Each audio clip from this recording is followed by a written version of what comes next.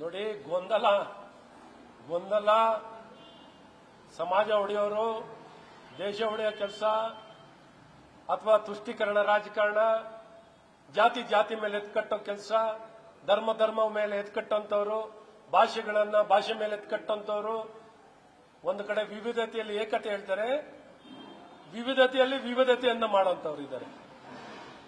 ಅಂತ ಮಹಾನ್ ಭಾವರೇ ಕಾಂಗ್ರೆಸ್ ಪಕ್ಷದವರು. ಇವ್ರಿಗೆ ಏನಾರು ಕೊಡಿ, ಇವ್ರಿಗೆ ತೃಪ್ತಿ ಅನ್ನೋದಿಲ್ಲ. ಯಾರು ಸಮಾಧಾನವಾಗಿ ನೆಮ್ಮದಿಯಿಂದ ಬಾಳಬಾರದು ಅನ್ನುವಂಥದ್ದೇ ಬಹಳ ಸ್ಪಷ್ಟ ಉದ್ದೇಶ. ಇವರು ಸನ್ಮಾನ್ಯ ಜ್ಞಾನಿಗಳು ಯಾರಿದ್ದಾರೋ ಈ ಸರ್ಕಾರದಲ್ಲಿ, ಇವತ್ತು ಕೇಂದ್ರ ಸರ್ಕಾರ ಜಾತಿ ಗಣತಿಯನ್ನು ಮಾಡ್ತಿದಾರೋ ಇಲ್ವಾ? ಅಧಿಕಾರ ಇರೋದು ಯಾರಿಗೆ ಜಾತಿ ಗಣತಿಯನ್ನು ಮಾಡಲಿಕ್ಕೆ? ನಿಮಗೆ ಅಧಿಕಾರ ಇದೆಯಾ? ಅಧಿಕಾರ ಇಲ್ಲದೆ ಯಾಕೆ ಮಾಡ್ತಾ ಇದ್ದೀರಾ? ಕಾನೂನಾತ್ಮಕವಾಗಿ ನಿಮ್ಗೆ ಏನಾರು ಇವತ್ತು ತೀರ್ಪು ಕೊಟ್ಟಿರೋದಕ್ಕ ಬೆಂಚಿಂದ ಚೀಫ್ ಜಸ್ಟಿಸ್ ತೀರ್ಮಾನ ಕೊಟ್ಟಿರುವಂತದ್ದು ವಾಲಂಟರಿ ಆಗಿ ಮಾಡಬಹುದು, ಸ್ವ ಇಚ್ಛೆಯಿಂದ ಮಾಡಬಹುದು ಅಂತ ನ್ಯಾಯಾಲಯ ತೀರ್ಪು ಕೊಟ್ಟಿದ್ದಾರೆ. ಇದು ಕಡ್ಡಾಯ ಅಲ್ಲ. ಹಾಗಾದ್ರೆ ಇದು ಪರಿಪೂರ್ಣವಾಗಿರುವಂತ ಜಾತಿ ಗಣತಿ ಎಲ್ಲಾಗುತ್ತೆ, ಜನಗಣತಿ ಎಲ್ಲಾಗುತ್ತೆ, ಮಾಹಿತಿಗಳನ್ನು ನಾವು ಎಲ್ಲಿಂದ ಪಡೆಯೋಕ್ಕಾಗುತ್ತೆ? 60 ಕಾಲಂಗಳನ್ನು ಇಟ್ಕೊಂಡು. ಹಾಗಾಗಿ ಇವತ್ತು ನಾನು ಇಷ್ಟೇ ಹೇಳಕ್ ಇಷ್ಟಪಡ್ತೀನಿ, ನಿಮಗೆ ಕಾನೂನಲ್ಲಿ ಅವಕಾಶ ಇದ್ರೂ ಮಾಡ್ಲಿಕ್ಕೆ ಮುಂದೆ ಹೋಗಿದ್ದೀರಾ. ನಾನು ಜನರಲ್ಲಿ ಕೇಳೋದು, ಈ ಜಾತಿ ಗಣತಿ ಇದೇನೇ ಗಣತಿ ಮಾಡ್ತಿದ್ರು ಭಾಗವಹಿಸಿ ಅಂತಾನೆ ಹೇಳ್ತೀನಿ. ಆದರೆ ಇದು ಕಾನೂನಾತ್ಮಕವಾಗಿಲ್ಲ ಅನ್ನೋದು ಬಹಳ ಸ್ಪಷ್ಟವಾಗಿ ಹೇಳಕ್ಕೆ ಇಷ್ಟಪಡ್ತೀನಿ. ಕಾನೂನಾತ್ಮಕವಾಗಿಲ್ಲ.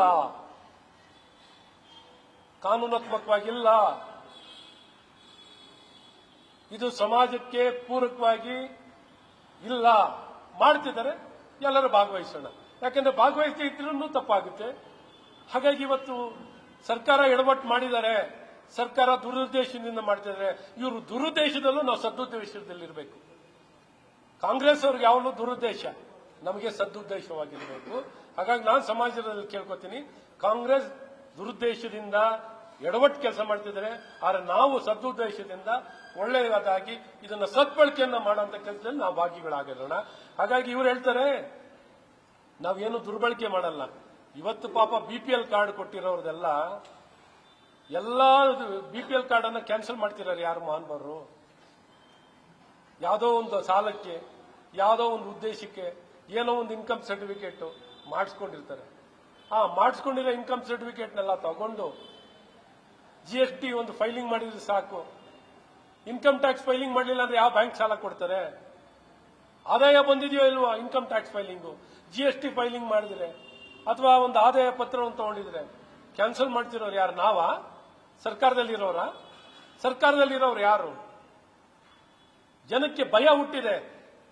ಇವ್ರು ಏನಪ್ಪಾ, ಏನ್ ಮಾತಾಡಬೇಕು, ಏನ್ ಬಿಡಬೇಕು, ಏನ್ ಹೇಳಿದ್ರು ನಮ್ಮೆಲ್ಲ ಅನುಕೂಲತೆ, ಸರ್ಕಾರ ಕೊಡ್ತಿರೋಂತ ಎಲ್ಲ ಅನುಕೂಲತೆ, ಎಲ್ಲಾ ಭಾಗ್ಯಗಳನ್ನ ಹಿಂದೆ ಪಡೆದು 3 ನಾಮ ಹಾಕ್ಲಿಕ್ಕೆ ರೆಡಿ ಇದ್ದಾರೆ. ಹೆಸರು ಮಾತ್ರ ಭಾಗ್ಯ, ನಮ್ಮ ದೌರ್ಭಾಗ್ಯ ಆಗುತ್ತೆ. ಈ ಸೆನ್ಸಸ್, ಈ ಸರ್ವೆ ನಮ್ಮ ದೌರ್ಭಾಗ್ಯ ಆಗುತ್ತೆ ಅನ್ನುವಂಥದ್ದು. ಇವತ್ತು ಸರ್ಕಾರ ಈ ಒಂದು ಸರ್ವೆ ಮೂಲಕನೂ ಯಾರ್ಯಾರಿಗೆ ಸರ್ಕಾರದ ವೆಲ್ಫೇರ್ ಪ್ರೋಗ್ರಾಮ್ ಅನುಕೂಲತೆ ಸಿಗ್ತಿದೆಯೋ ಅವೆಲ್ಲವನ್ನು ಹಿಂದೆ ಪಡೀಲಿಕ್ಕೆ ಮಾಡ್ತಿರುವಂತ ಹುನ್ನಾರ ಅನ್ನುವಂತಾನು ಬಹಳ ಸ್ಪಷ್ಟವಾಗಿ ಹೇಳುತ್ತೆ.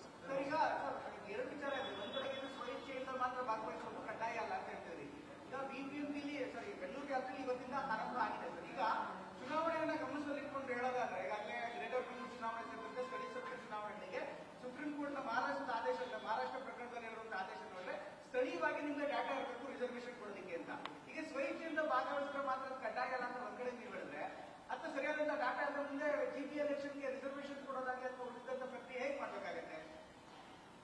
ಬಹಳ ಒಳ್ಳೆ ಪ್ರಶ್ನೆನೇ ಕೇಳಿದ್ದೀರಾ.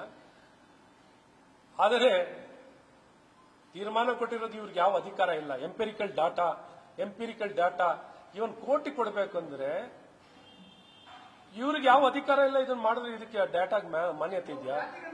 ಅಲ್ಲ, ಏನ್ ಸಾಮಾಜಿಕ ಸಮೀಕ್ಷೆ ಅಂದ್ರೆ ಇನ್ನೇನು? ಸಾಮಾಜಿಕ ಸಮೀಕ್ಷೆ ಅಂತ ಮಾಡ್ತಿರೋದೇನು ಇವರು? ಇದು ನಾನು ಹೇಳ್ತಿರೋದಲ್ಲ. ಯಾವುದಕ್ಕೆ ಕಾನೂನಾತ್ಮಕವಾಗಿ ನನ್ನ ಮಾತಲ್ಲ ಇದು. ನಾನು ವ್ಯಕ್ತಪಡಿಸಿರೋದು ಕಾನೂನಾತ್ಮಕವಾಗಿ ಯಾವ ಒಂದು ರಾಜ್ಯ ಸರ್ಕಾರಕ್ಕೆ ಅಧಿಕಾರ ಇಲ್ಲದನ್ನ ಮಾಡಿದಾಗ ಎಂಪೆರಿಕಲ್ ಡಾಟಾ ಇವ್ರು ತಯಾರು ಮಾಡಲಿಕ್ಕೆ ಎಲೆಕ್ಷನ್ ಇರೋದು ಯಾವಾಗ?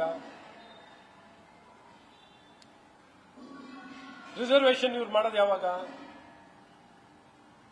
ಇದೆಲ್ಲ ಬಂದಾದ್ಮೇಲೆ ಮಾಡ್ತಾ ಇದ್ದಾರಾ?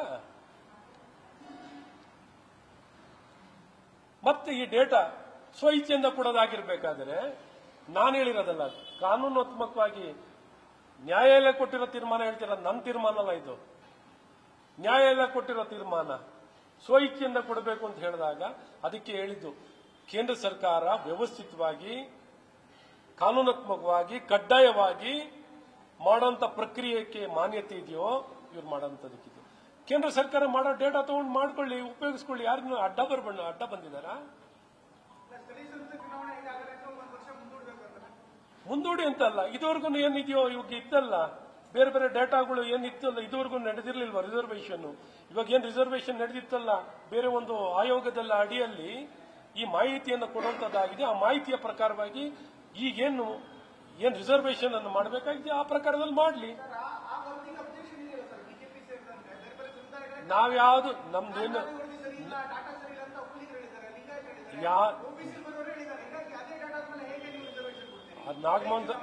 ನಾಗಮೋಹನ್ ದಾಸ್ದಲ್ಲ ರೀ, ಕಾಂತರಾಜದು ಅಲ್ಲ ರೀ, ಕಾಂತರಾಜದಲ್ಲ. ಅದ್ರ ಮಧ್ಯದಲ್ಲಿ ನಾವೊಂದು ಆಯೋಗ ಮಾಡಿದ್ವಲ್ಲ, ನ್ಯಾಯಮೂರ್ತಿಗಳಾದಂತ ಒಬ್ರು ಆಯೋಗವನ್ನು ಮಾಡಿ ಅದನ್ನ ಸಬ್ಮಿಟ್ ಮಾಡೋಂಥದ್ದಾಗಿದೆ. ಅದು ಆಲ್ರೆಡಿ ಕ್ಯಾಬಿನೆಟ್ ಅಲ್ಲಿ ಎಕ್ಸೆಪ್ಟ್ ಮಾಡಿ ಮುಂದಕ್ಕೆ ಹೋಗಿರುವಂತದ್ದಿದೆ. ಇವ್ರದ್ದು ಅದನ್ನ ಆಲ್ರೆಡಿ ಮುಂದೆ ಹೋಗಿರುವಂತದ್ದಿದೆ.